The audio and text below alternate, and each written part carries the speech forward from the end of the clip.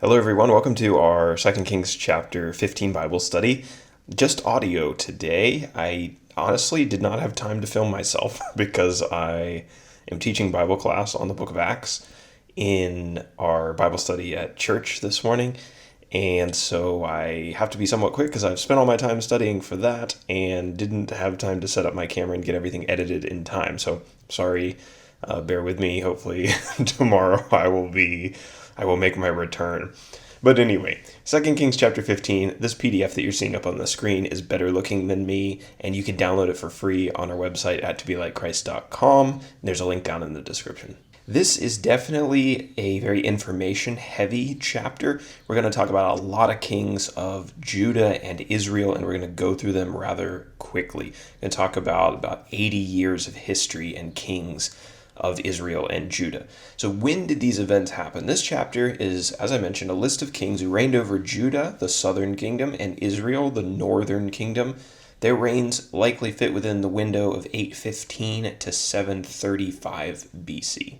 There are too many key characters to list by name in this chapter. They literally would not fit on the outline, so I've just got them under kind of categories. First, we have the kings of Judah: Azariah, also known as Uzziah, and Jotham, and then kings of Israel that we're going to talk about in chapter 15, Zechariah, Shallum, Menahem, Pekahiah, and Pekah. And then the kings of Syria, Pul and Tiglath-Pileser. We've also got several places to point out on our map. Of course, the capital of Israel was Samaria. The capital of Judah was Jerusalem.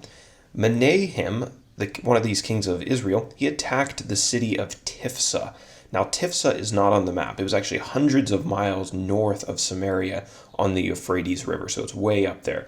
Just keep that in mind. And in the days of Pekah, Tiglath-Pileser attacked Israel, and he captured several places: Hazor, which is a city north of the Sea of Galilee; Gilead, which is a region on the east side of the Jordan River; Galilee, which is a region around the Sea of Galilee; and the land of Naphtali, which you can see labeled on the map. Okay, so are you ready to go through like 6 kings and their reigns in about 2 minutes? Let's do it. First of all, Azariah or Uzziah, he was the king of Judah. This is verses 1 through 7. Azariah became king of Judah when he was 16 years old, and he reigned for 52 years. So he's got one of the longest reigns yet so far, maybe the longest. He, quote, did what was right in the eyes of the Lord, although he failed to remove the high places where the people offered unauthorized sacrifices. So he was like many of the kings of Judah in that respect. He was actually a leper. He had leprosy, the bacterial disease that affects your nerves and your skin, and he actually had to live in a separate house. So his son Jotham was his representative to the people. Second, verses 8 through 12, Zechariah reigns in Israel. So now we're going up north. So Jeroboam II's son, Zechariah, was king of Israel, but he was only king for 6 months. He, quote, did what was evil in the sight of the Lord, like all the other kings of Israel. A guy named Shallum conspired against him and assassinated him. And that leads us into Shallum's reign over Israel, verses 13 through 15. Shallum reigned even less than 6 months. He reigned 1 month as king of Israel. He was killed by Menahem, which I can never figure out how I want to pronounce that name. Menahem. Anyway, we'll talk about him next, verses 17 through 22. Menahem, that shall be my official pronunciation. Menahem reigns in Israel. He became king after Shallum, and he reigned for 10 years. He, of course, did what was evil in the sight of the Lord. He attacked that place called Tifsa that we talked about, and he did some terrible things there. It says that he ripped open all of the pregnant women in the city. It doesn't give us a whole lot of other details about that, but they resisted him, and he really treated them badly. Menahem paid off Pul, who was the king of Assyria, to remain in power. He forced all the rich people in Israel to give him 50 shekels of silver in order to be able to pay the price.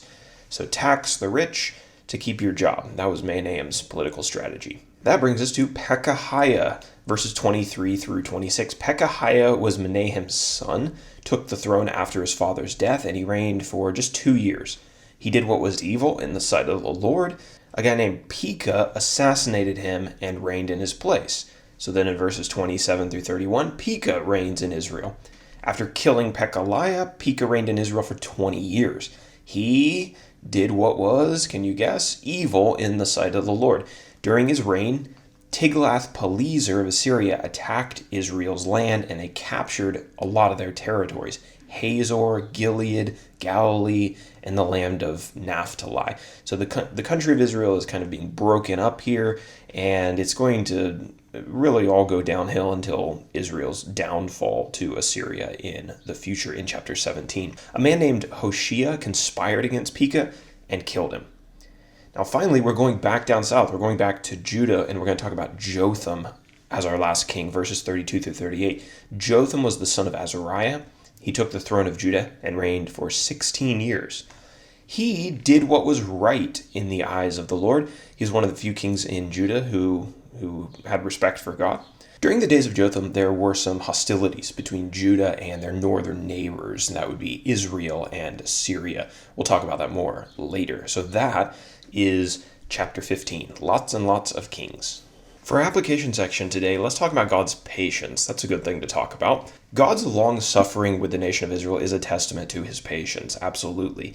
Israel had not had one single godly king. Every single one of them did what was evil in the sight of the Lord. And it was only after a couple of centuries of putting up with this that God started dissolving their kingdom.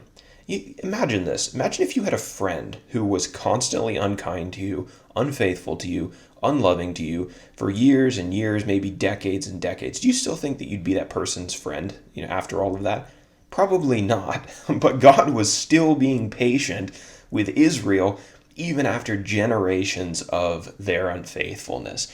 God was extremely patient with them, and God is very, very patient with us. So take a moment this morning to praise God for his patience. If you ever have any doubt that God is patient with people, just go back and read the whole Old Testament and you'll be reminded very quickly. Thanks for joining me today. Lord willing, we'll be back tomorrow to talk about 2 Kings chapter 16.